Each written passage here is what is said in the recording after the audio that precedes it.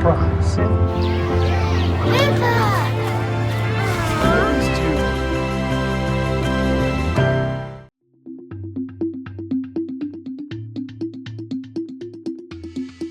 For Politics PA, I'm Steve Ulrich, and this is Voices of Reason. On today's show, we're talking about the politics of sports, particularly women's sports, and the issue of transgender male competition in those sports.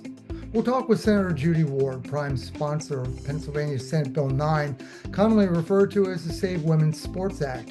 And we'll also talk with Naiymah Sanchez, a senior organizer with ACLU of Pennsylvania and a proud woman of transgender experience. That's coming up today on Voices of Reason. Now we're pleased to be joined on Voices of Reason by Senator Judy Ward. Ward represents the 30th Senatorial District in Harrisburg, covering Blair, Fulton, Huntingdon, Juniata, and Mifflin County. Senator Ward, thanks for joining me today on Voices of Reason. Thank you. It's my pleasure to be with you. I wanted to talk to you today about the Save Women's Sports Act. Certainly, this has drawn a lot of attention, not only in Harrisburg, in your chamber, but throughout the Commonwealth. Can you tell me exactly what the Save Women's Sports Act is designed to do? Yeah, it's pretty simple. It just says that only biological women will compete against biological women on women's sports teams. And I think, and through this effort, I've gotten to know Riley Gaines, who swam against Leah Thomas, and and Paula Scanlon, who was on the same swim team as Leah Thomas. And talking to those ladies, and then I've spoken to many others, but when you listen to them and hear how traumatic it was for them, it is it's profound. And I'm old enough to remember playing in sports. I was a swimmer as well, and I didn't always remember having that opportunity. And then all of a sudden we did. And so I was able to swim with other women and have fair competition. And I think that's the other key component of this, is that it's about fairness. And I don't understand why people can't see it as such. And because it's about just enshrining Title IX rights. Women compete against women, and for scholarships, for trophies, medals, and some of the transgenders on the team are setting records that these young women will never break or never achieve. And and if you talk to any of these young women, you'll see how, first of all, unfair they feel it is. And then when those transgenders are allowed to come into their locker room and expose themselves to these young women, it's even more troubling and more traumatic. And when you talk to them, talk to Riley Gaines about it, talk to Paula Scanlon, and when Paula told me about her experiences, it literally made me hurt. It made my heart heavy for her, because it's so. And she tells the story that she could not go back into the locker room until after she had graduated, because it was so traumatic to walk in that locker room. And so it just, I think most people they understand this. It's common sense to them. And it's an 80-20 issue. Most people don't understand why a biological male has to be on a women's sports team. And so it just has become, it's kind of blossomed into this, crusade for me. I just feel it's such a common sense issue. And I come from a very conservative area, and they support me. They applaud me, because it is something that they understand is just common sense. It's biology. And So it's been an interesting time. It's been interesting. There are those I think that think about the transition from male to female or female to male, whatever the case might be, and say, well, isn't there hormone therapy involved? I mean, isn't that reducing the biological advantage? But what I understand is certainly in a sport like swimming, that may not necessarily be the case. Well, yes, I mean those those transgenders have had many years of testosterone, and they have stronger bones. They have the heart lung capacity is different.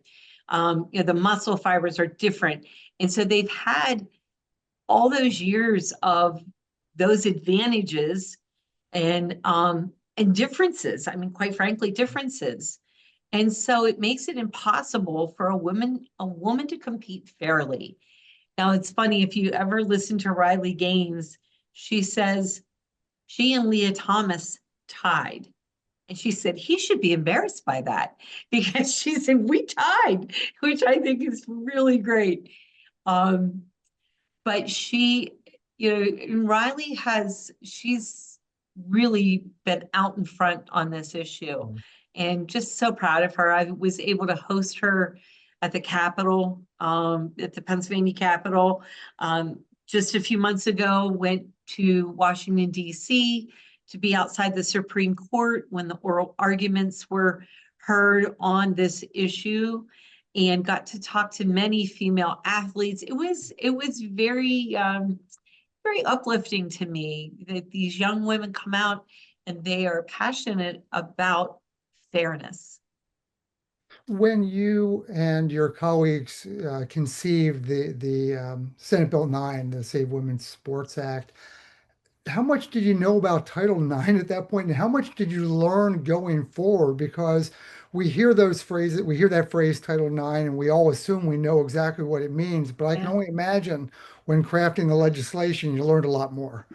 Absolutely, absolutely, I did. And just to back up a little bit, so proud of my Senate Republican female colleagues. They all signed on to it, and we are lockstep on it. And it just makes me very, very proud. Of course, the male senators are on board too, but all the females, just it was very important because most of them have played a sport at some point in their life. Right. A couple of them were collegiate athletes, but high school for sure. And so it's been an issue that we can all just really band together on, which is great. But you do learn a lot just talking to these young women and listening to them. It just, like I said before, it just makes my heart heavy that they've had to experience such things, and they're all looking towards like their coaches and the adults in their life. Because Riley Gaines said when she tied Leah Thomas in an NCAA match, it was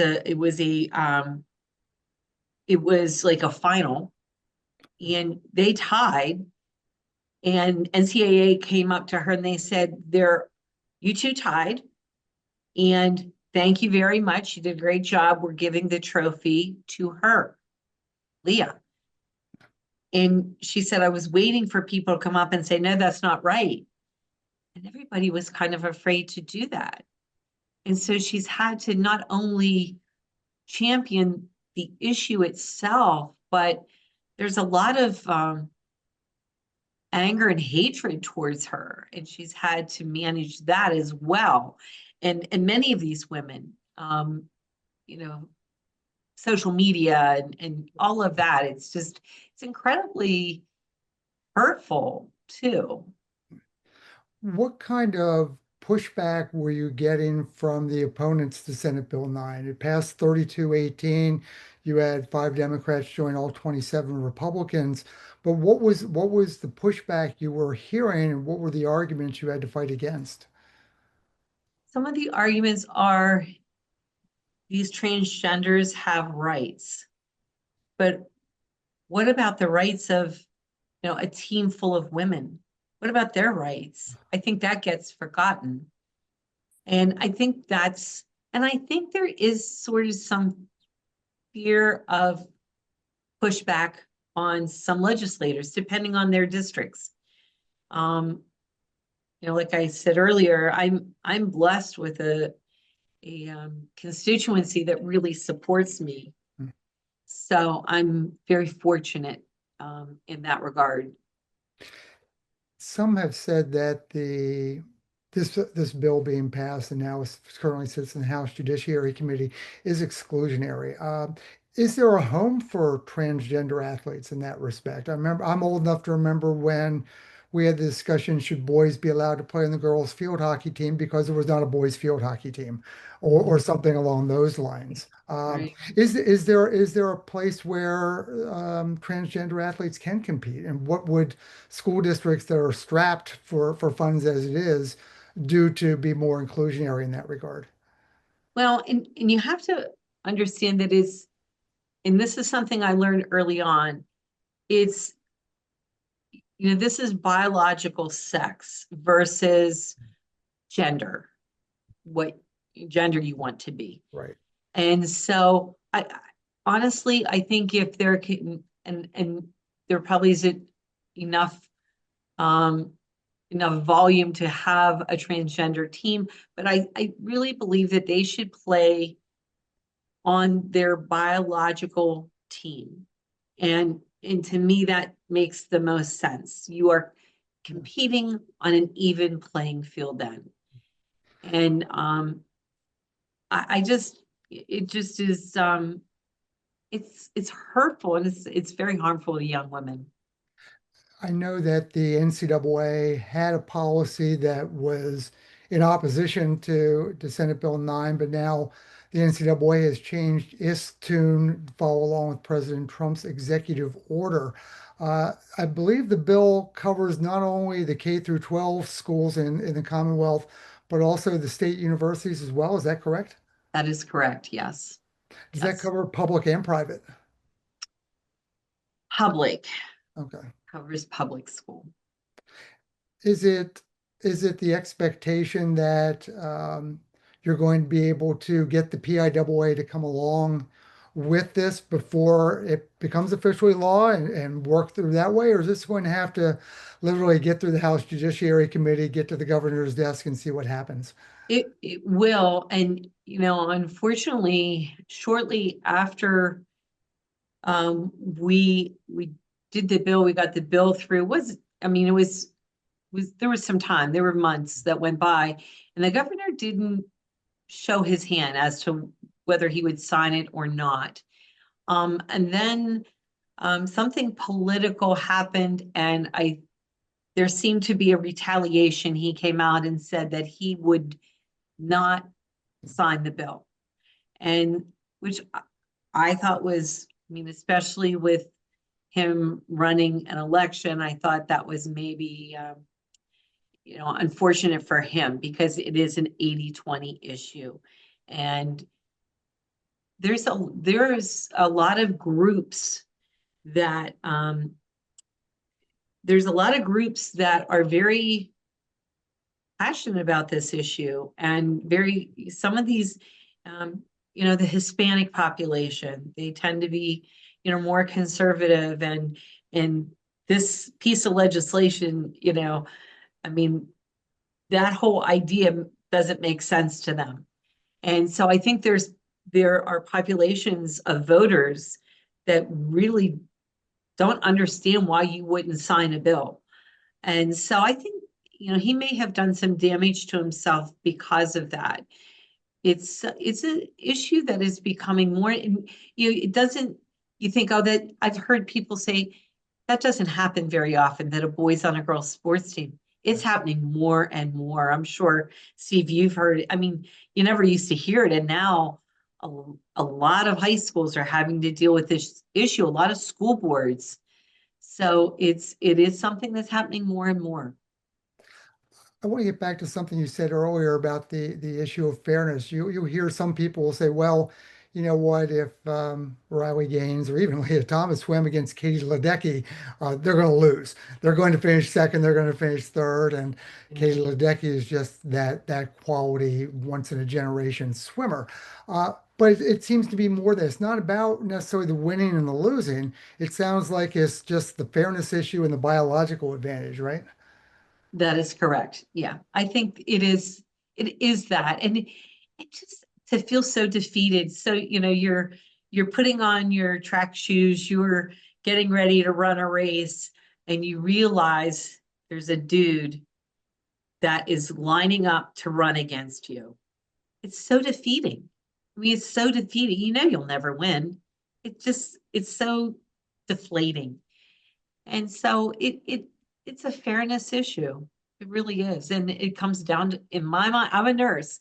It's pretty easy. It's biology. It's biology. We're talking to Senator Judy Ward about the Save Women's Sports Act. And Senator Ward, at this point, do you think that you're going to be able to get the bill across the finish line? The Senate has approved it. The House, with this one seat majority, currently has it in committee. You mentioned that Governor Shapiro may be for it, may not. Maybe he's not going to tip his hand before November.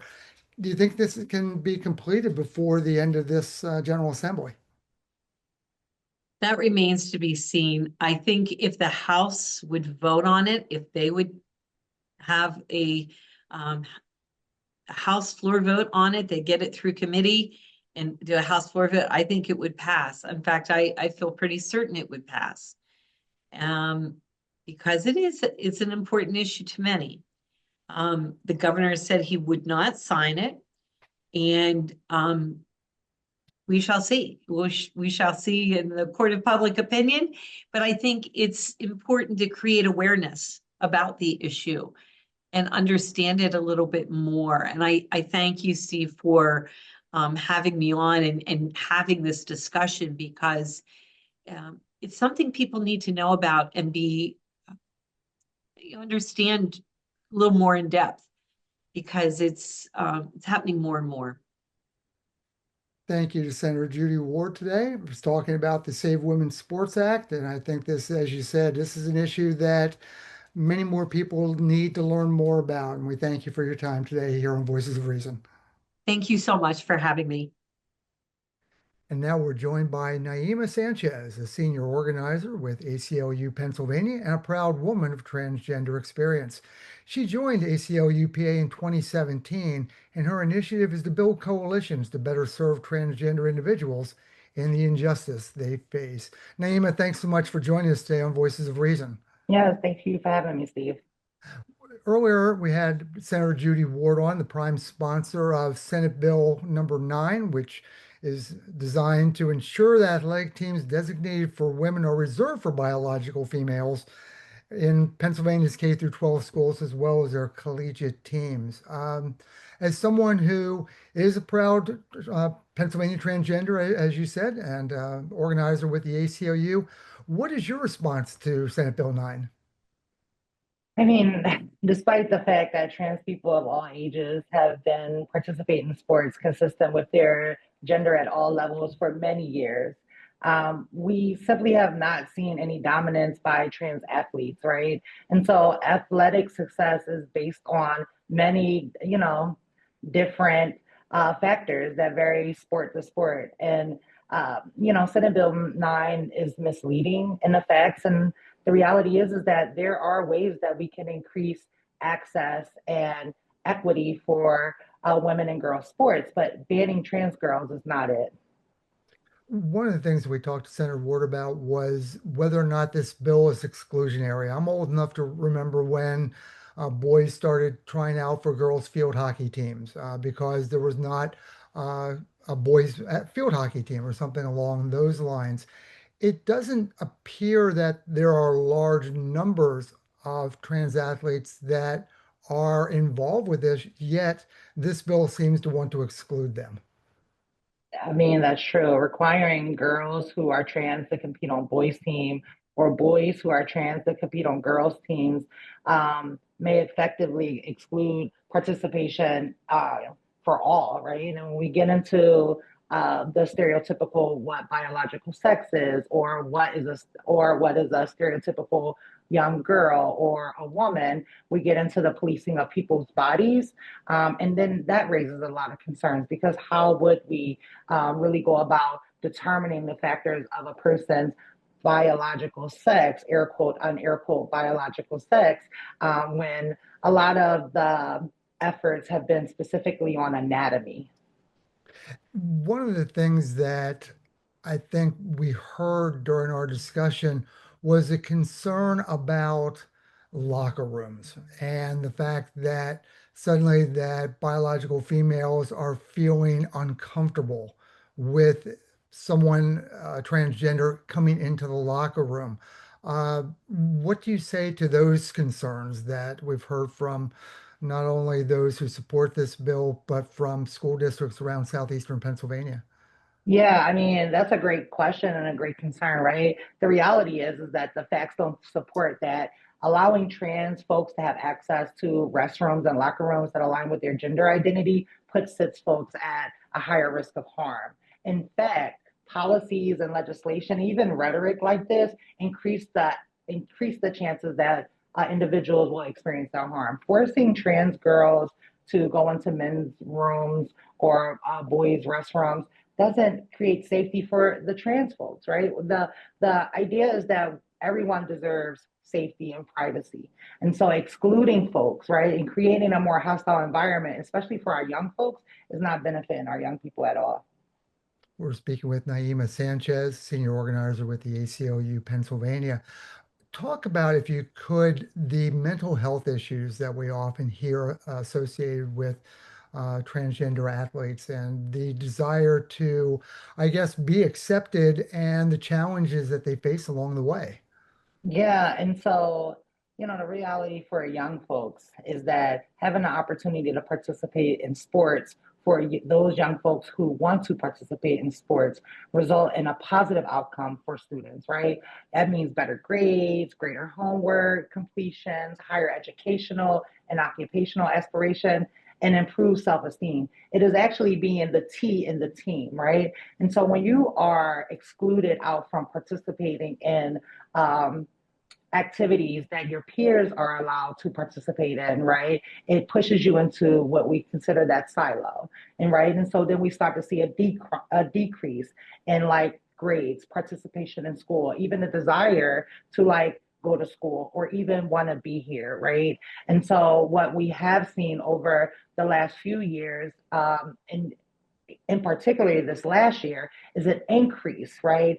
And content warning here, suicide idealization by our young folks because they don't feel welcome, they don't feel supported, and they don't feel like there's another option except to unalive themselves.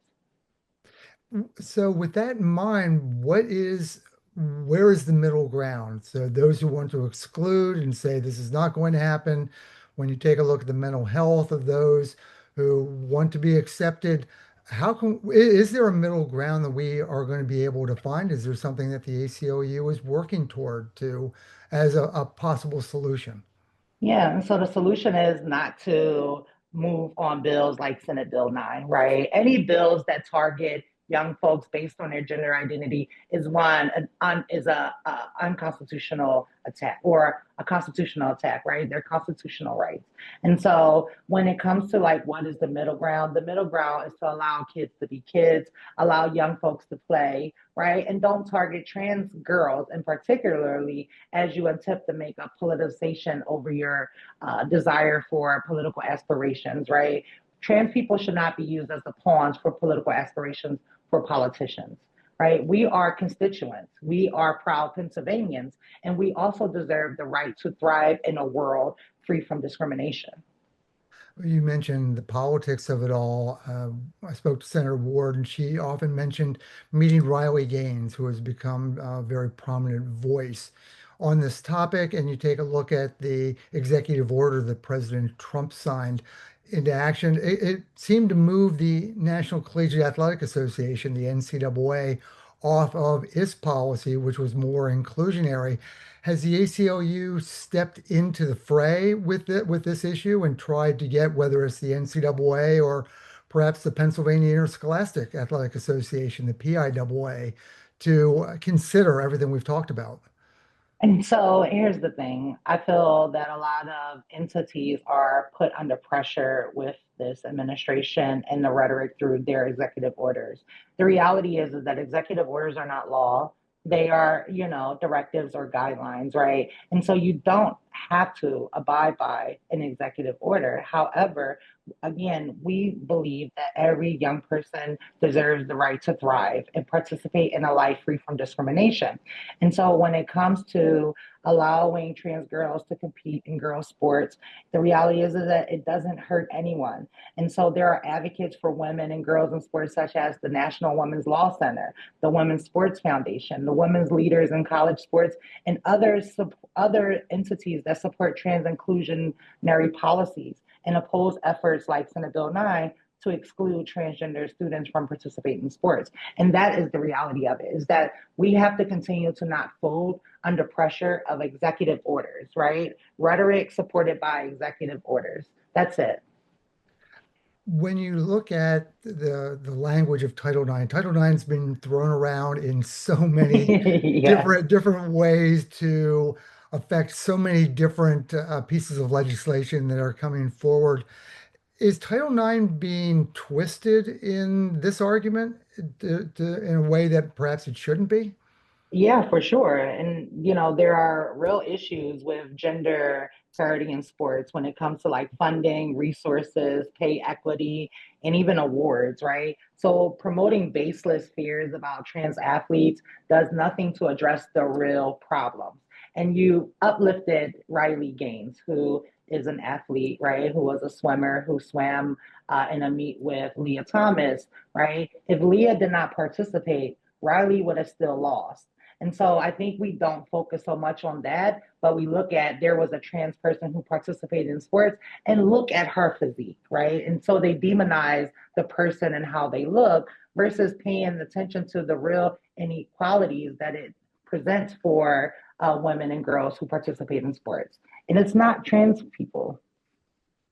Is the ACLUPA doing any lobbying with the Pennsylvania State House? Obviously, Senate Bill 9 passed the Senate 32 to 18. It now rests with the Pennsylvania House Judiciary Committee where it sits, and certainly Republican senators want to move that out of committee, want to get a full vote, especially this year, an election year where all 203 House members are up for reelection, and there's a very important gubernatorial race as well.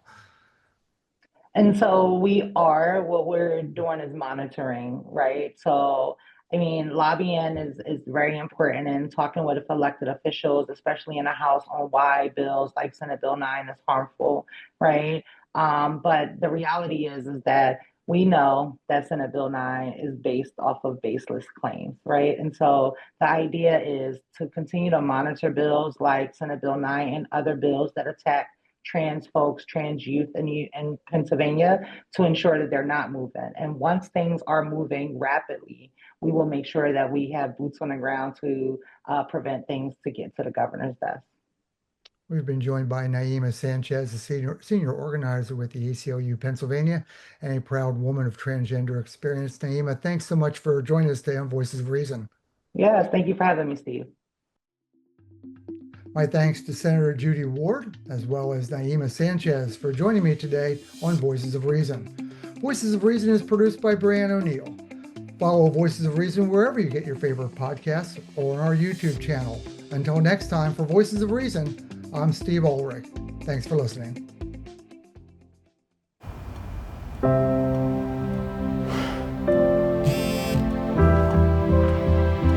Surprise.